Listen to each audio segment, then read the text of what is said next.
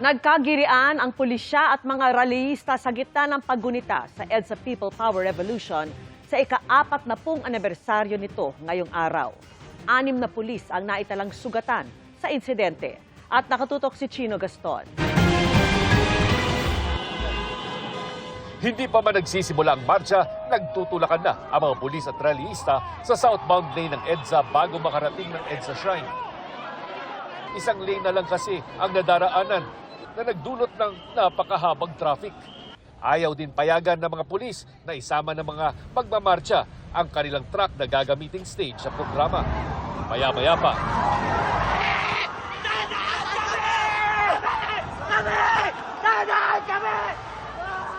Ilan sa mga rallyista, pinusasan at naaresto dahil sa pananakit sa mga pulis. 6 na sugatan po tayo na pulis kasi nagkagirian po kanina.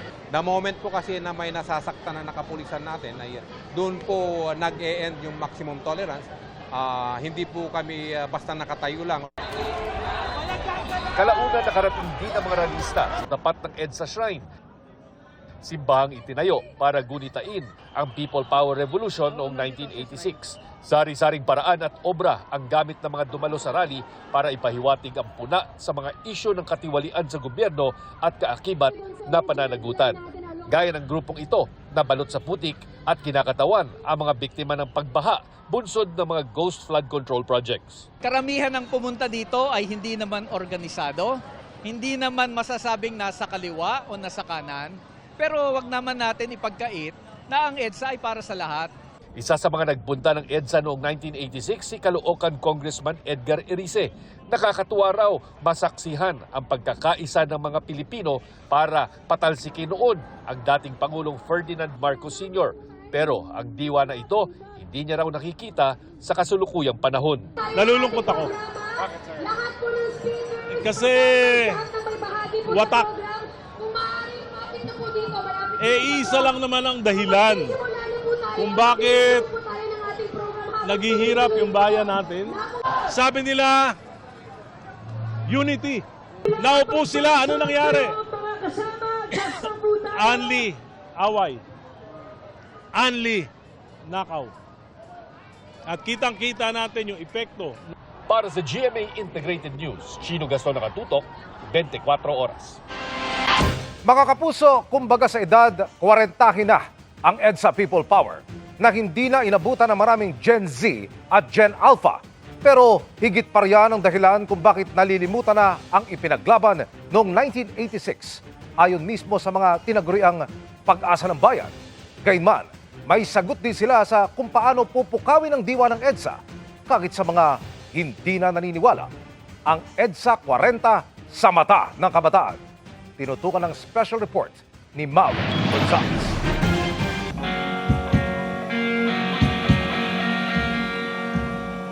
Sabado, karaniwang araw ng gimmick ng mga kabataan.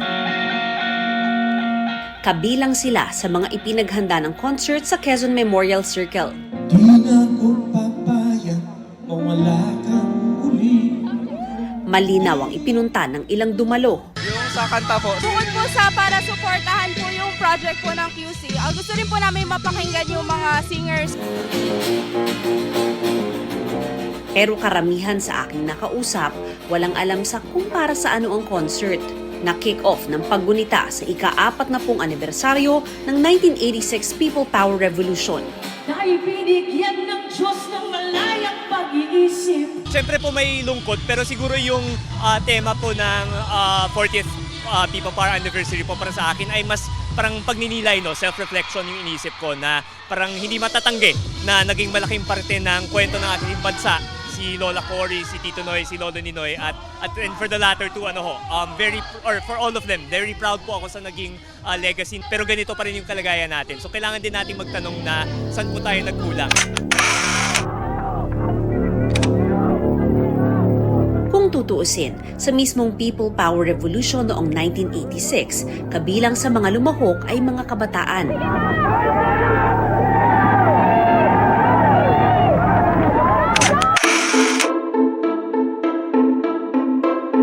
Tulad ni Volt na naaalala pa kung paano ipinagbawal noon ang Voltes 5 na tumalakay sa konsepto ng revolusyon. As young as I was, preteen or 14 years old ako noon, napaka-trivial, no? Voltes 5 generation kasi ako. Na-addi kami sa Voltes 5. And then, binani Marcos. Pero nagkaedad na ang mga kabataan noon at ang mga ipinanganak sa taong yon, 40 na.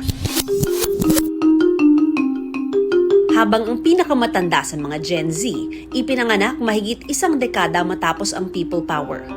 Ang mga nangyari sa EDSA at ang mitya nitong martial law, nalalaman na lang nila sa mga textbook. Naalala ko, tinuro lang sa akin nung EDSA nung elementary is grade 6. Grade 6 ako. Doon ko nalaman unang-unang EDSA kasi hindi rin naman siya nakukwento ng mga magulang ko. Ang naalala ko lang, kaya nagkaroon ng people power dahil doon sa martial law, yung patuloy ng pagigipit pa ng gobyerno.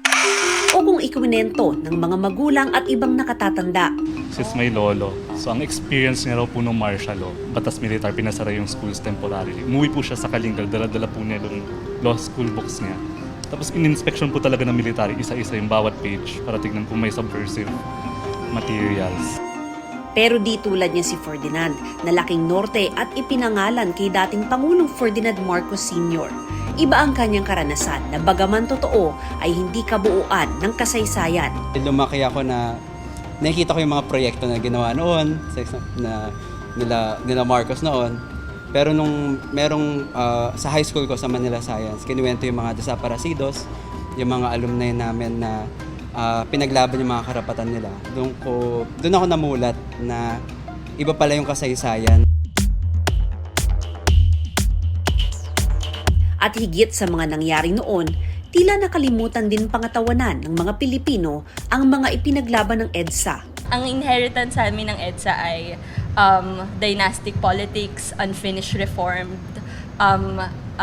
elite na pagpapatuloy na administrasyon. So for us, it's really a continuous effort for democracy. Kaya siguro kahit pa marami namang nagsasabing buhay pa ang diwa ng EDSA, batay sa isa sa mga huling survey ng SWS tungkol sa issue, kung pangako lang ng EDSA ang pag-uusapan, marami ang naniniwalang konti o halos wala talagang natupad. Ano sa tingin nyo yung naging problema na hindi natutunan from the martial law era na bakit tumawid dito sa panahong ito yung mga naging problema na noon? As a Filipino, ano po kasi tayo, parang we give lagi na parang chance to other. Hanggang sa nakakalimutan natin siya. We forgive, yes, pero dapat yung lesson, yung nangyari is dapat maging aral siya hanggang sa mga susunod na panahon.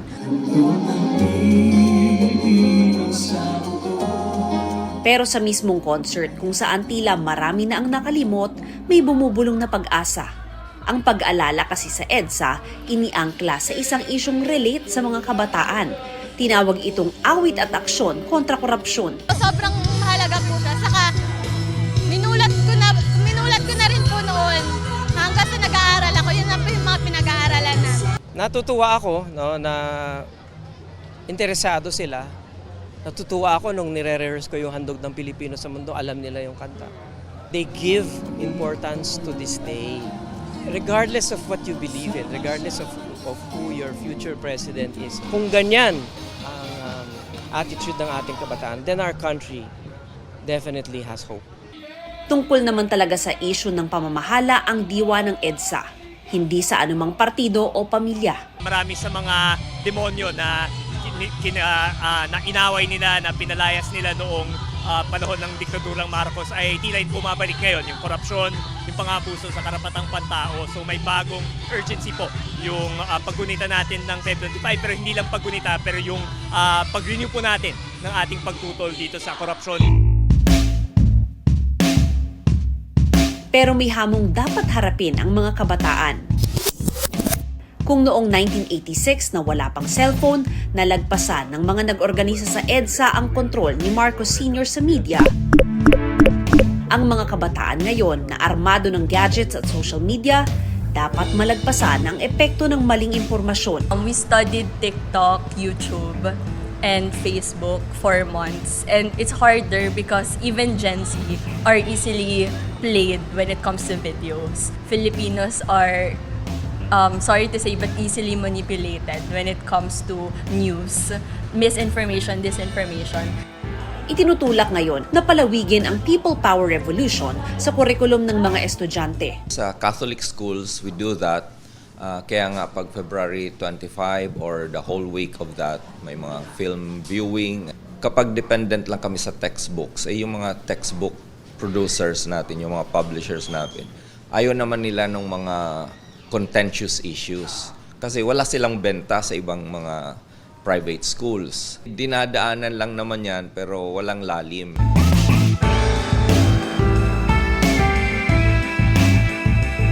Sa huli, ang pinakamahalagang tanong, sino sa inyo ang naniniwala na may pag-asa pa ang Pilipinas? Oo, ayon sa mga Gen Z ito, kung aalisan ng kulay ang EDSA. Sana yung understanding at appreciation natin ng EDSA, hindi lang tungkol sa kung sinong nakaupo, kung anong kulay yung papanigan mo. Unang step doon ay makinig sa mga kapwa kabataan din na siguro hindi kami kapareho ng iniisip, yung pagtanaw sa EDSA o kahit anong political issue na yan. Tingin ko yung pakikinig ay opens up so many possibilities para maintindihan kung ano ba yung issue na dala-dala ng isa't isa and ano ba yung common.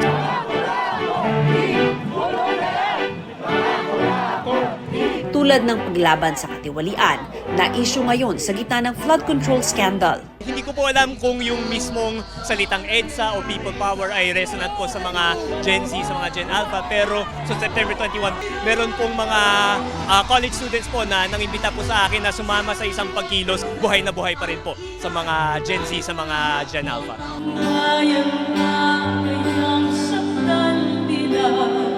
Sa huli, baka sa paglaban sa mga issue at hindi lang sa isang kalsada, nahahanap ang pagkakaisa.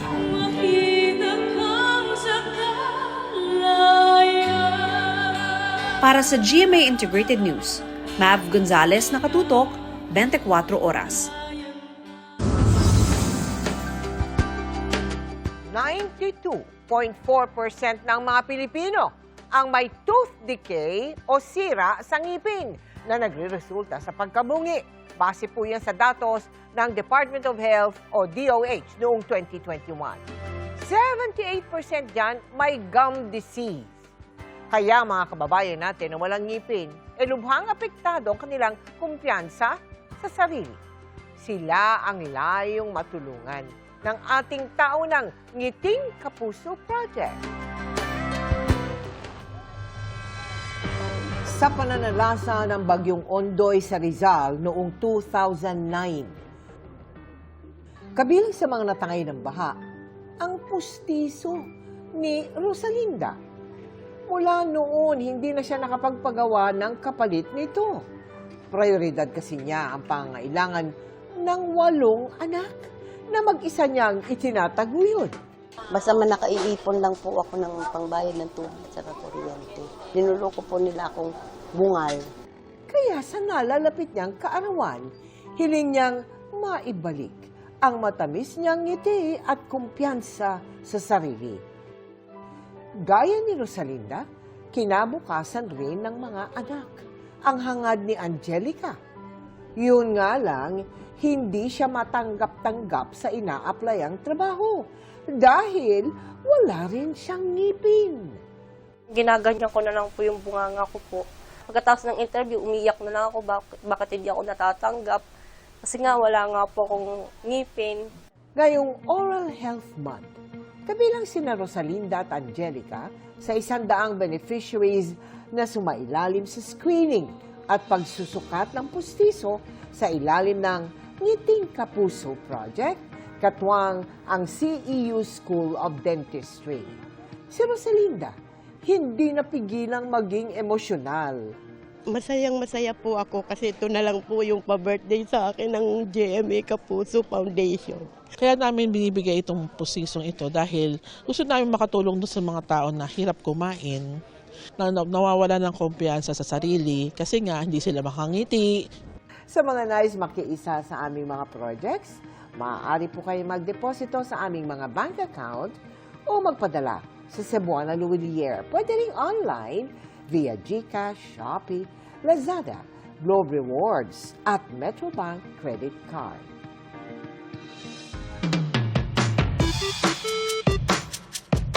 Magandang gabi mga kapuso. Ako po ang inyong Kuya Kim na magbibigay sa inyo ng trivia sa likod ng mga trending na balita. Sa Palawan, may na-rescue na 2 kuting pero hindi sila ordinaryong pusa dahil endangered na raw ang mga ito. Anong klaseng pusa kaya sila? Sa bayan ng Rojas, Palawan, na-rescue ang 2 kuting na ito na may brown o kayumangging balahibo na napapalibutan ng itim o batik o spots.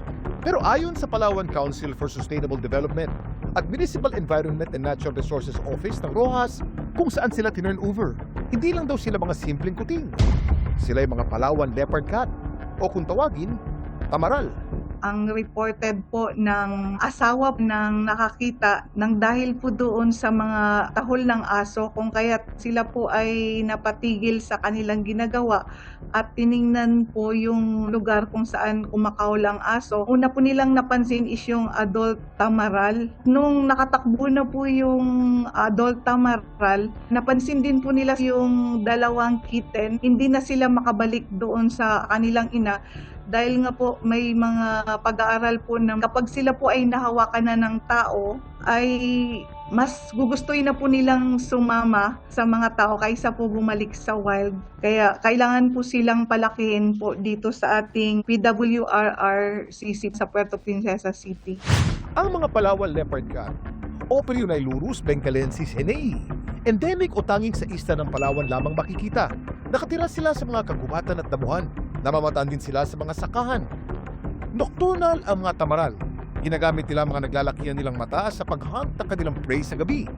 Kabilang sa kanilang kinakain ang daga, maliliit na ibon, butiki, at mga insekto. May mga pagkakataon din na ang mga tamaral napapadpad sa lugar nating mga tao habang naghahanap sila ng pagkain. Kaya ang ilan sa kanila nadidisgrasya.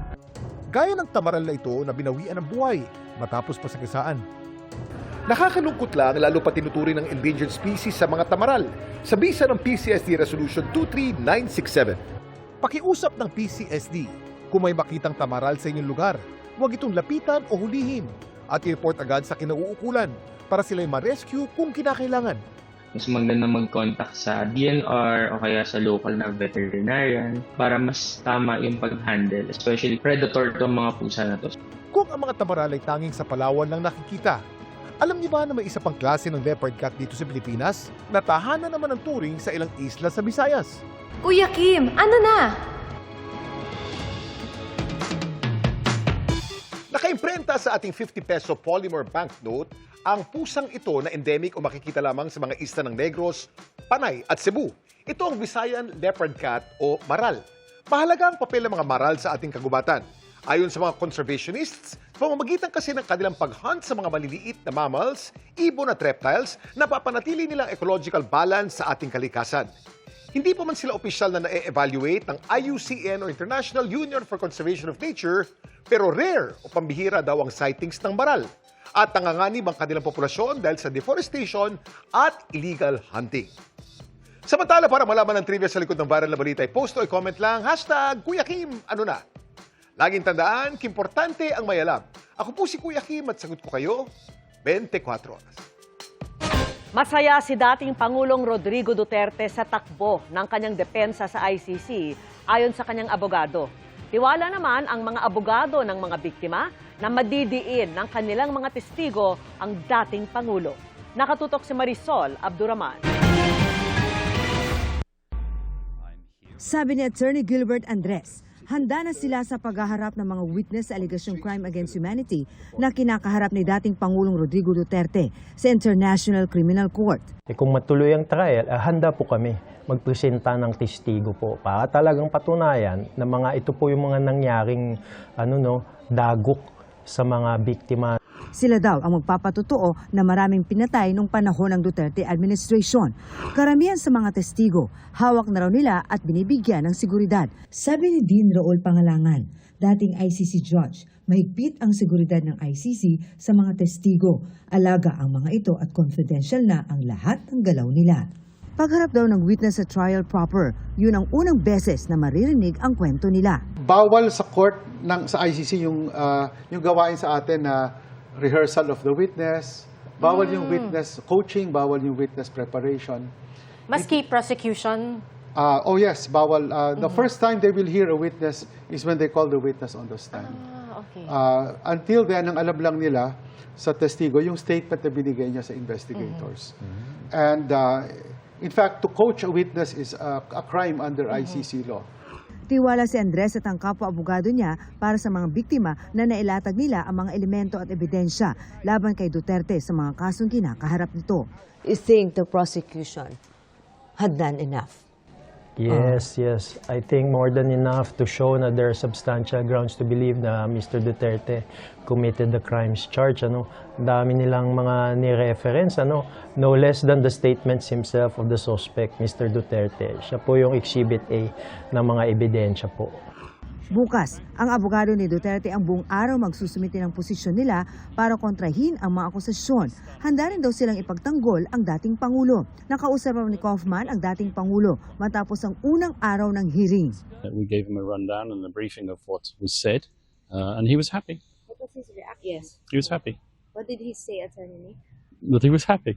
Just that? Just that? I'm not going to go into exactly what was said between us.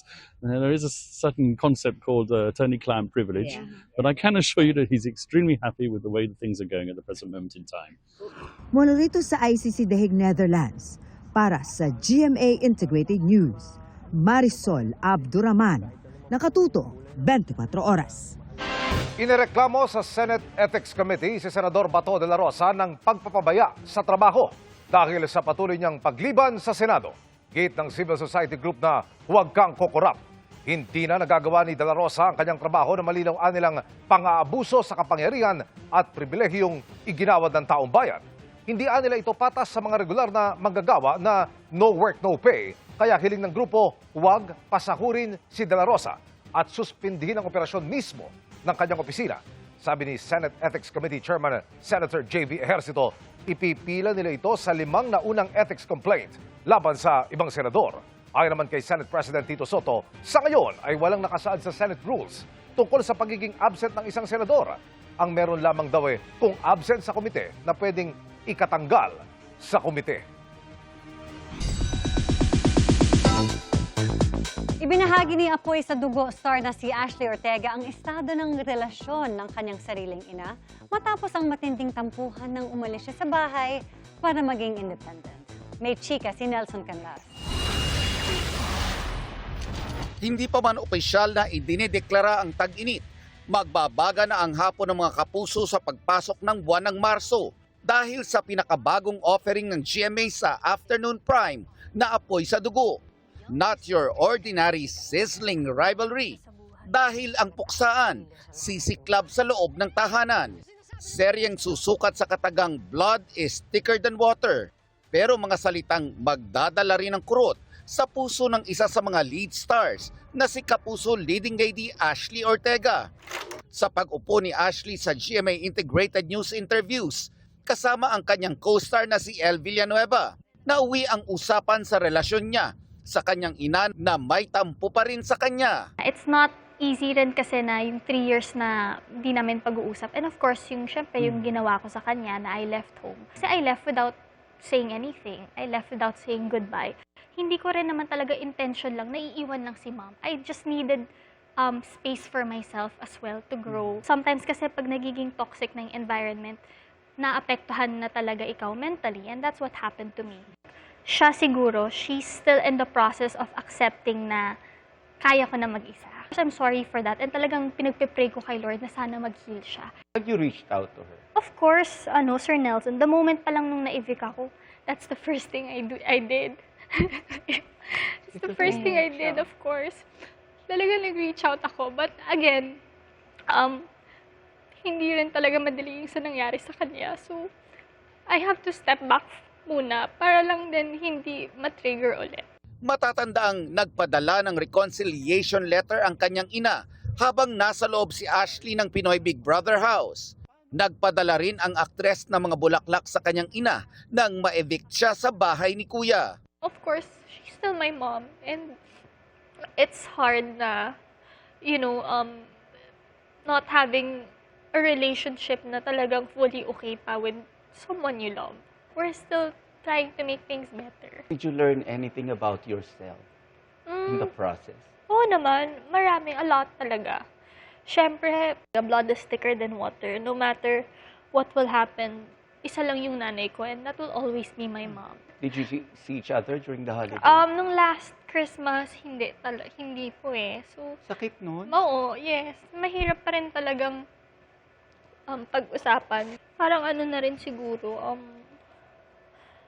mga 3 years or 4 years na no Christmas with her or celebrating my birthday with her. So, of course, it's still painful. But every day naman, I still pray na things will be better for her.